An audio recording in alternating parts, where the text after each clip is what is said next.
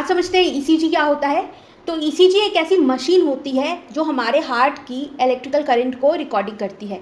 ECG is the recording of electrical current and the electrical activity generated by heart. ठीक है, तो electrical current जो है हमारे हार्ट से प्रोड्यूस होती है और हमारे शरीर के डिफरेंट पार्ट्स में कंडक्ट होती है, जिसके वजह से ही हम अलाइव हैं। ठीक है, हार्ट ही है ना जो हमारे शरीर को अलाइव करता है। हार्ट पंप होना बंद हो गया तो क्या होगा, आप भी थम जाओगे।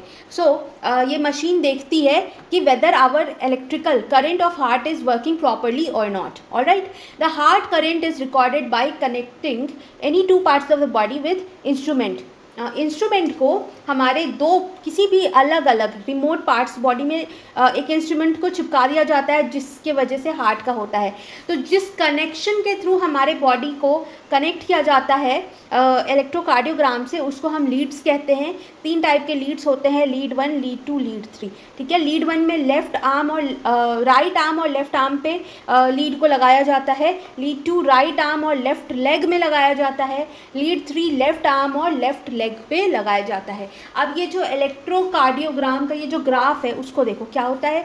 ये ग्राफ बहुत इंपॉर्टेंट है। देखो ये P है, ये QRS है और ये T वेव है। ठीक है, ये सारे वेव्स हैं हमारे नॉर्मल कार्डियोग्राम में। आप जब नॉर्मल हार्ट पंपिंग हो रही है तो यही बनता है।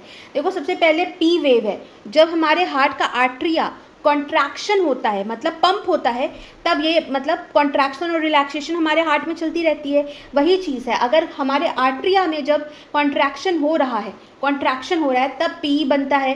फिर QRS तब बनता है जब वेंट्रिकल का कॉन्ट्रैक्शन होता है। क्या होता है, वेंट्रिकल का कॉन्ट्रैक्शन होता है। और टी वेव तब बनती है, देखो ये टी वेव है जब हमारे वेंट्रिकल का रिलैक्सेशन होता है, कॉन्ट्रैक्शन रिलैक्सेशन। तो यही चीज़ हमारा इलेक्ट्रोकार्डियोग्राम पता लगाता है। सबसे पहली बात कि कोई छोटी मोटी हार्ट अटैक आई हो तो उसको ये माप सकता है। अगर सीवियर हो या बहुत ज़्यादा ब्लॉकेज हो तो उसके लिए तो हमें ट्रेडमिल टेस्ट करना पड़ता है, but basically electrocardiogram heart attack में या फिर जो भी हार्ट से रिलेटेड प्रॉब्लम है उसको ये आइडेंटिफाई करने में मदद करता है।